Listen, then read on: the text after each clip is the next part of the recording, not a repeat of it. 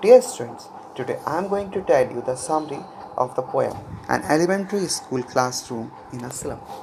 In this poem, which is written by Stephen Spender, he describes the social inequalities which are prevailing in the society.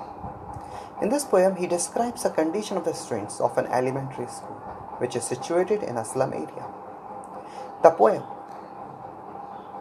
clearly draws attention of everyone towards these kids so that their life can be improved and they may get trained to become good citizens rather than criminals. Now, students, as you can see on your screen, poem is also coming. So, see the poem and listen line by line explanation of the poem done by me. Far, far from gusty waves, these children's faces, like rootless feet, the hair torn round their pillow, the tall girl with her weighed down head, the paper seeming boy with red's eyes, the stunted, unlucky hair of twisted bones. Reciting a father's minority sees his lesson from his desk.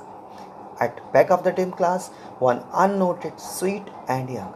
His eyes live in a dream of a squirrel's cave, entry room other than this.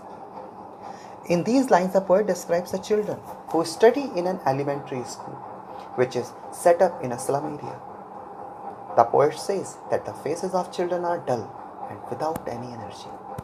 They are not full of energy like other kids of their age. These children are compared to unwanted weed. Here the writer wants to say that these children seem to be unwanted like the unwanted weeds which grow on their own in the fields. Their hair is not neatly done. It falls on their pale faces as if they have been torn apart. The children are untidy. They have not combed their hair. Then he describes a tall girl who seems to be burdened by poverty. Her head is bent, maybe because of tiredness or shame. There is another boy who is so weak and thin that he has been compared to a sheet of paper. The boy's eyes reflect greed and he wants to achieve everything. Then he describes another student who is physically disabled. The poet says that this boy is unlucky because he inherited a disease from his father, due to which he has a deformed body. Instead of getting any facility from his father, he has received a disease inheritance. This disabled boy is sitting on his bench and is reciting his lesson. At the back of the class, in dim, dark area, was a small boy who was not visible to the poet as he was sitting in darkness. The poet could see his eyes, which were bright and full of a dream. He was not paying attention to the class. It seemed as if he was rather interested in playing with squirrels in the tree house. Now, next lines, which you can see on the screen. Strings. On sour cream walls, donations, Shakespeare's head, cloudless at dawns, civilized dome riding all cities, belt flower trolleys valley, open-handed map awarding the world its world. And yet, for these children, these windows, not this map, their world where all their features painted with a fog.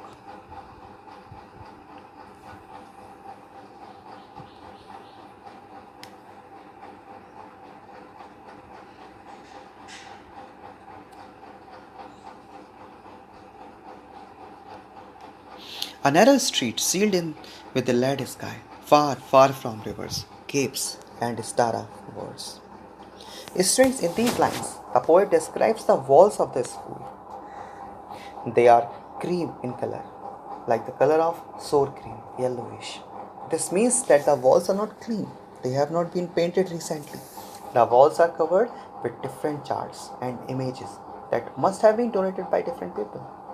There is a picture of Shakespeare on the wall. His head, which is bald, looks like the rising sun at the horizon.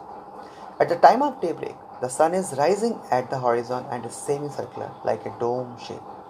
It seems to be behind all the cities. There is a picture of the famous Trials Valley, which has beautiful flowers. There is the image of a map, which helps all in its own way. But for these children, the map of the world is irrelevant, because the slum where they live is different from what is shown in the map. Their world is only what they see out of the window of the classroom, the slum. Their future is full of darkness. Their future is compared to a narrow street, which means that there is no wide scope available for their future growth. These children are far away from the radiant light of knowledge and education. Surely, Shakespeare is wicked. The map a bad example, with ships and sun and love tempting them to steal. For lives that slyly turn in their cramped holes, from fog to endless night. On their slag heap, these children wear skins peeped through by bones and spectacles of steel, with mended glass like bottle bits on stones. All of their time and space are foggy slum, so blot their maps with slum as big dome. In these lines, the poet further says that these children living in the slum area have faced so many hardships that they feel every other person to be their enemy. For them, Shakespeare is an evil man. They don't find the map to be a good thing. They were never liked or loved by anyone. Therefore, they hate almost everyone. Their desire of being loved by others forces them to steal. They live in a small home and they have started adjusting to it. Their life is going towards an endless night. This means that their future is full of darkness.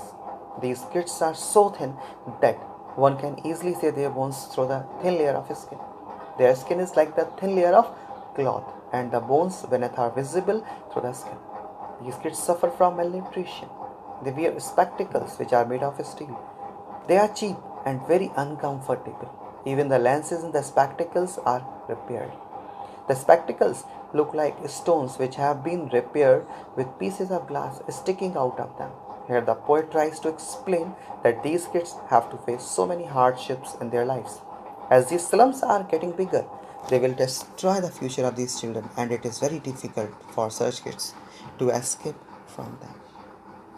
Moving ahead in the poem, now take attention on the screen. Unless governor, inspector, visitor, this map becomes a window, and these windows that shut upon their lives like catacombs. Break, oh break, open till they break the town, and show the children to green fields and make their gold run azure on gold sands, and let their tongues run naked into books the white and green leaves up. History, theirs whose language is a sun.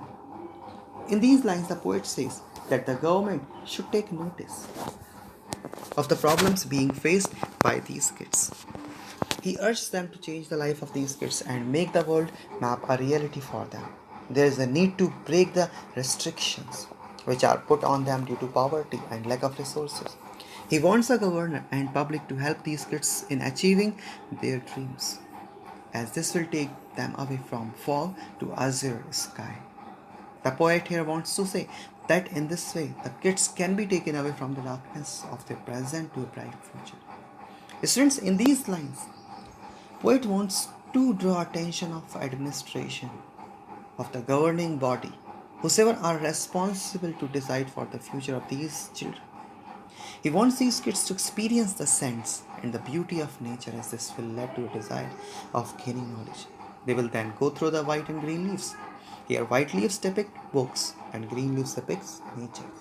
This will then result in their progress, and they will be able to paint a bright future for themselves. Thank you. All the best.